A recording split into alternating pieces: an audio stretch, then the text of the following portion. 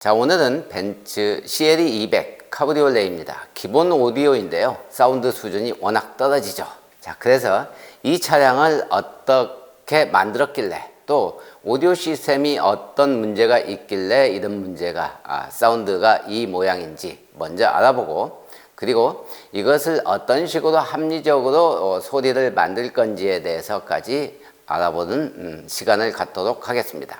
네, 제일 먼저 센터 스피커가 여기에 있는데 커버만 있고 센터 스피커가 없습니다. 자, 우선 이제 센터 스피커가 없다는 것. 그 다음에 두 번째는 도어 스피커인데요. 도어 스피커를 우리가 일반적으로 생각을 하면 사람 목소리, 중음역대를 출력하는 스피커입니다. 이 스피커는 지금 4인치인데 기본적으로 6.5인치일 경우에는 여기에 장착이 되죠. 6.5인치인 경우에 여기에 있거나 여기에 일반적으로 배치가 되게 됩니다. 하지만 지금 이 CLE 200은 4인치가 여기에 장착되어 있습니다. 자, 이 스피커를 위로 올리는 것은 음성을 위로 올리겠다라는 것과 똑같습니다. 그러니까 우리 귀가 운전석 높이가 이 정도일 때, 우리 얼굴 높이가 이 정도일 때 사실은 나보다 같은 높이면은 소리가 훨씬 더 좋겠죠.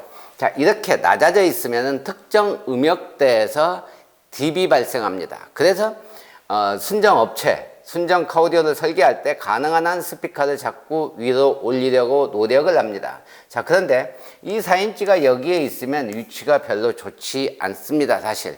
그래서 더 올라가야 되는데 더 올라가려고 하니 이 버튼들이 있기 때문에 구조적으로 여기에다가 장착을 한 것 같습니다. 여기에 보이지는 않지만 트위터가 여기에 장착이 되어 있는데 지금 보이지 않습니다. 사진을 보시면은 지금 이 측면에서 봤을 때 아까 그 부분이니까 지금 여기에 트위터의 모양은 있지만 실제로는 트위터가 없습니다. 즉 고음을 출력하는 전용 트위터가 없다라는 것입니다. 그리고 우퍼가 있는데 우퍼는 운전석 말고 조수석에 이렇게 우퍼 하나만 있고 실제로 운전석에는 이렇게 우퍼가 없습니다. 브랭크로 있는 것이죠. 실제 탈거를 해서 보면은 이게 운전석과 조수석입니다. 그래서 조수석에는 우퍼가 8인치가 달려있고 운전석에는 우퍼가 없다는 것을 알 수가 있습니다. 그리고 맨 뒤에 있는 선반에는 커브만 있고 실제 스피커는 장착되어 있지 않습니다. 전체적으로 이 차량은 트위터가 없어서 고음이 잘 들리지 않는다. 즉 선명하지 않다. 그런데 순정 스피커 자체도 수준이 너무 떨어지기 때문에 명료도도 떨어지고 즉 감동이 없는 사운드가 만들어질 수밖에 없다는 것입니다. 그리고 우퍼가 한 개뿐이기 때문에 충분하게 저음을 만들어주지 못하는데 문제는 여기에 출력까지 낮기 때문에 더욱더 오픈카로서는 너무 부족한 저음이 굉장히 아쉬운 부분입니다. 거기에다가 이제 출력까지도 너무 낮습니다. 자, 그렇다면 이것 말고 그런 문제는 없느냐? 또 있습니다. 그것은 우리가 청음에 관련된 것입니다. 이것은 지금 시스템적으로 분석을 해본 것이고 청음을 하면서 음상이 어떻게 만들어져 있는지 지금 이 차량이 누가 청취자인지를 명확하게 알 수 있는 설계의 의도를 알 수 있는 자료인데요. 자, 기본적으로 대부분의 순정 차량은 운전자를 기준으로 약간 운전자가 더 좋은 소리를 들을 수 있는 구조로 만들어줍니다. 자, 그래서 이 차량도 동일하게 운전석에서 들었을 때 음상이 어떻게 들리느냐 하면은 이 세븐드럼을 돌렸을 때 간격이 일정하고 센터가 여기에서 이렇게 잡혀야 되는데 지금 실제로 보면 1, 2, 3 이렇게 들려야 되는데 지금 좌측으로 약간 쏠려져 있고 이 센터의 4번 음상이 너무 넓게 희미하게 들린다는 것. 그 다음에 5번도 마찬가지고 그 다음에 6번, 7번 이렇게 6번, 7번은 이제 시간 조율 때문에 여기에 이렇게 음상이 외치는 게 원래는 맞습니다. 즉 다시 말씀드리면 좌측에 쏠려져 있고 센터의 음성은 넓게 이렇게 퍼져 있다. 자, 이 음상이 그러면은 어떻게 만들어졌느냐? 그러면 운전자를 기준으로 해서 시간 조절을 해서 이 음상을 근사하게, 물론 명료도가 떨어지고 이게 이제 포커스가 명확하지 않기 때문에 포커스가 명확하지 않다는 얘기는 보컬의 음상, 보컬의 그 음의 명료도 자체가 떨어진다는 의미입니다. 자, 그렇다면 이것이 왜 이런 식으로 만들어져 있는가? 원래 벤츠는 시간 조절을 안 하는 걸로 알고 있는데 이 차량은 시간과 위상이 조절되어 있습니다. 자, 이게 왜 중요하냐? 여기 화면을 보시면 지금 여러 가지 파형이 있습니다. 녹색은 앞쪽에 L과 R 스피커의 앰프 출력 특성입니다. 그 다음에 빨간색은 특성을 파악하기 위한 것인데 지금 이 부분에 뭔가 바로 이 부분에 위상 변경이 있다는 뜻입니다. 그리고 청색은 뒷도어 스피커인데 뒷스피커입니다. 자, 뒷스피커를 보는데 여기 오렌지색을 보시면은 몇 가지 문제점이 있습니다. 그러니까 앞 스피커와 뒷 스피커를 합했더니 이런 이상한 파형이 지금 보이는 것입니다. 자, 이 이상한 파형 보이는 이것 자체가 시간이 조절됐다는 것입니다. 자, 그리고 이 부분은 여기에서 필터를 썼다는 뜻입니다. 자, 이 필터를 썼다는 것은 이런 식으로 필터를 쓰면은 음성이 약간씩 변하게 됩니다. 그래서 이 차량에서는 시간 조절과 약간의 위상 조절을 통해서 아까 보여드린 근사한 명확하지 않은 세븐 드럼의 음성이 나타나게 됩니다. 결론적으로 CLE200의 오디오는 기본적으로 시간 조절과 약간의 위상 조절이 들어가 있고 이퀄라이저 조절은 당연히 들어가 있습니다. 자, 그런데 트위터도 없고 센터도 없고 우퍼도 하나뿐이다. 자, 이것을 어떻게 해결할 것이냐? 그것을 지금부터 알아보도록 하겠습니다. 지금 화면을 보시면은 왜 DSP를 사용해야 되는지에 대해서 딱 30초만 설명을 드리겠습니다. 스피커를 교체했습니다. 스피커를 교체했더니 운전석 스피커의 RTA를 보면 이 트위터까지 물론 추가시켰죠. 자, 이렇게 큰 레벨이 높은 피크가 나타나고 곳곳에 dB 발생했습니다.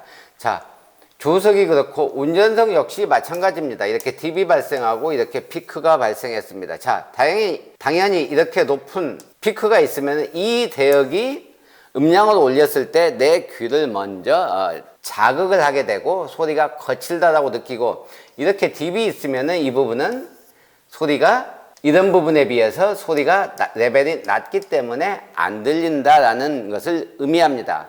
자, 우리가 DSP를 장착하는 이유는 이 파형을 이렇게 근사하게 평탄하게 만들어야 되겠다라고 판단을 했기 때문입니다. 그래야 균일한 모든 대역에서 균일한 모든 음역대를 균일한 레벨로 내 귀에 꽂아서 넣어줄 수 있다라는 뜻입니다. 그게 바로 DSP를 사용하는 첫 번째 이유입니다. 그래서 실제로 그러면은 어느 정도의 평탄도를 가지고 이 사운드를 만들 것이냐라고 하면 바로 지금 이제 보시는 바와 같이 이런 식의 보시는 바와 같이 저음은 높고 중역대는 평탄하고 약 3, 4km 대역은 약간 낮으며 고음은 약간 높은 이런 형태의 라우드 특성을 만들기 위해서 저희가 DSP를 사용하는 것입니다. DSP를 사용하는 두 번째 이유는 가장 큰 이유죠. 많은 이유가 있지만 두 번째 이유는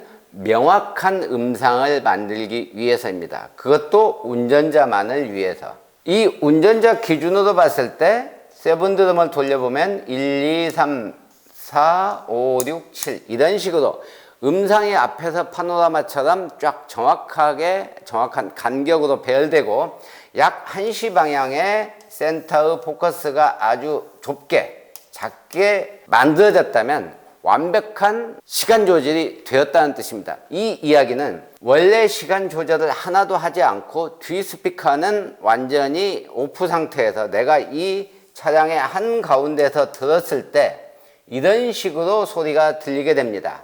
아무것도 안 했다면. 그런데 내가 운전석에 앉아있기 때문에 이게 이제 다 틀어지는 것이죠. 그래서 시간 정렬을 다시 해서 여기에서 여기 거리와 여기에서 이쪽에 있는 스피커의 거리가 다른데 이걸 같은 거리인 것처럼 만드는 것입니다. 그래서 이 운전석에 있는 스피커에서 늦게 나오도록, 출력을 늦게 나오도록 만들면 여기와의 거리와 여기 조수석과의 거리가 같아지면서 여기에 센터 음상이 만들어지는 것입니다. 이 음상을 제대로 명확하게 포커스를 만들기 위해서 DSP로 시간 조절을 하는 것입니다.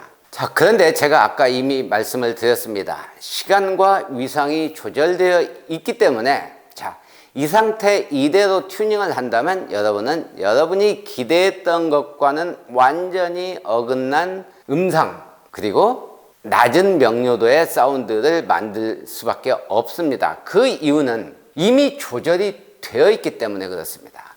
아무것도 조절이 되어 있지 않은 상태라면 튜닝은 굉장히 쉽습니다.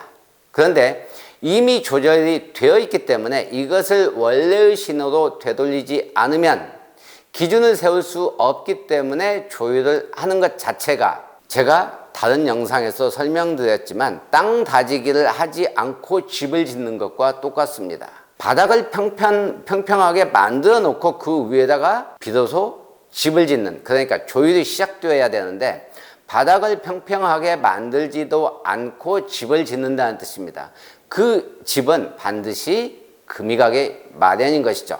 자, 순정 오디오가 이렇게 시간과 위상이 조절되어 있을 때 이것을 원래의 신호로 바꿔주는 것, 그것을 제가 SSRP라고 소스 시그널 리커버리 프로세싱이라고 해서 제가 명명했습니다. 그래서 이 원신호 복원 프로세싱을 반드시 거쳐야 된다라는 것입니다.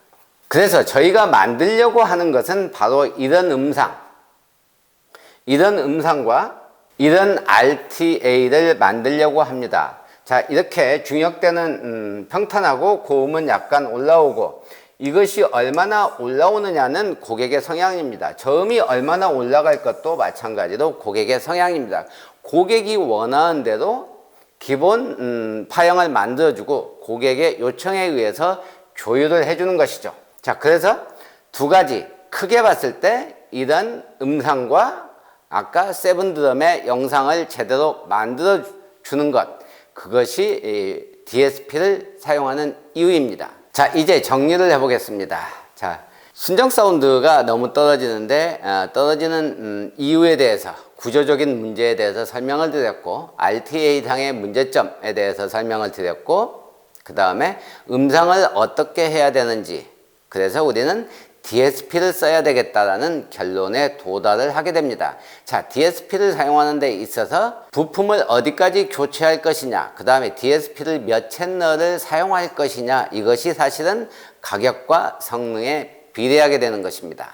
자, 우리가 비용이 없을 때 또는 카오디오에 관심은 없지만 그래도 순정은 너무 심해, 조금 좀 어떻게 업그레이드를 했으면 좋겠어 라고 했을 때 첫 번째 선택할 수 있는 것은 바로 여기에 있는 5채널 DSP를 사용하는 것입니다. 5채널 DSP를 사용한다는 것은 앞 스피커 2개, 뒷 스피커 2개, 그 다음에 우퍼, 이렇게 구동을 한다는 뜻입니다. 그리고 반드시 바꿔줘야 되는 것은 이렇게 트위터를 추구하고 앞 스피커를 교체하는 것입니다. 자, 그렇게 되면은 굉장히 저렴한 비용으로 튜닝을 할 수가 있겠죠. 자, 이렇게 했을 때는 순정보다 약간 상승한 저음, 그 다음에 선명도, 그 다음에 밸런스, 이 부분을 개선을 할 수 있겠습니다. 자, 돈을 조금 더 들여서 나는 빵빵한 저음이 좋다. 그러면은 앞 스피커를 교체하고 우퍼까지 교체해 줍니다. 그렇게 되면 채널이 6개 채널이 되게 되는 것이죠. 그래서 6채널 DSP를 사용하고 앞 스피커, 우퍼를 교체하는 튜닝이 되겠습니다. 여기에 비해서 조금 더 저음이 강력한 저음을 만들 수 있는 시스템이죠. 자, 얘보다 한 단계 높아진 것이 바로 여기에 있는 센터 스피커를 추가하는 것입니다. 이 센터 스피커까지 추가한다면 이제 7채널이 필요합니다. 왜냐? 앞, 뒤 4개 채널에 5, 6, 7개 채널이 필요한 것이죠. 자, 이렇게 7개 채널을 사용하게 되면 이제 드디어 완벽한 좋은 소리를 더 좋게 만드는 시스템이 되겠습니다. 마지막으로 살펴보려고 하는 것은 이 트위터까지 바이앰프로, 즉 미드레인지와 트위터를 별도 채널로 구동하는 것이죠. 그렇게 되면 이제 9개 채널이 필요하게 되는 것이죠. 그러면 여기는 이제 10채널 DSP가 필요한 것이죠. 자, 여기는 7채널이나 8채널 DSP가 필요한 것이고, 여기는 6채널, 여기는 5채널. 자, 이런 식으로 DSP의 채널 수, 그 다음에 스피커를 어디까지 교체하고 센터를 추가할 것인지 우퍼를 어떻게 할 것인지에 따라서 시스템이 달라지고 가격이 달라집니다. 여러분들이 튜닝을 할 때, 처음 튜닝을 할 때는 무조건 좀 남들이 많이 하는 거, 그 다음에 어느 정도에 대한 좋을지에 대한 감이 없기 때문에 어렵습니다. 그래서 제가 여러분들에게 드리고 싶은 것은 저음을 좋아하고 어느 정도의 밸런스 있는 사운드를 좀 듣고 싶다. 그러면은 최소 튜닝이 이것을 권장을 해드립니다. 하지만 저음을 그렇게 좋아하지 않지만 좀 선명하고 맑으면서 출력이 좀 높은 사운드를 듣고 싶다. 그러면은 여기를 선택해도 상관이 없습니다. 하지만 이미 여러 번 튜닝을 해봤다. 한두 번 튜닝을 해봤고 내 귀의 성능이 좀 괜찮고 고급 이어폰을 많이 쓴다. 그러면은 이쪽을 선택하는 것을 추천드립니다. 카우디오에는 수많은 튜닝 방법이 있습니다. 자, 여기에 나와 있는 이 시스템적으로 이렇게 되지만 실제적으로 안에 하나하나의 부품에 따라서 가격은 또 엄청나게 차이가 납니다. 자, 그래서 제가 여러분들에게 아까 원신호 복원 프로세싱을 해야 된다라고 말씀을 드렸는데, 자, 그걸 하려면은 여기에 사용되는 DSP는 헬릭스와 매치 것을 권장드립니다. 그 다음에 두 번째, 스피커는 사실 여러분의 비용, 여러분의 지갑 또는 여러분이 소리를 어느 정도 만들 건지에 대한 욕구에 따라서 스피커는 선택을 하면 됩니다. 하지만 DSP는 성능을 만들어내기 위한 기본 재료이기 때문에 반드시 헬릭스 아니면 매치 제품을 적용하시는 것을 권해 드립니다. 자, 이상으로 벤츠 CLE200 카브리올레의 카우디오 튜닝에 대해서 알아봤습니다. 다음 시간에는 또 다른 주제로 찾아뵙겠습니다.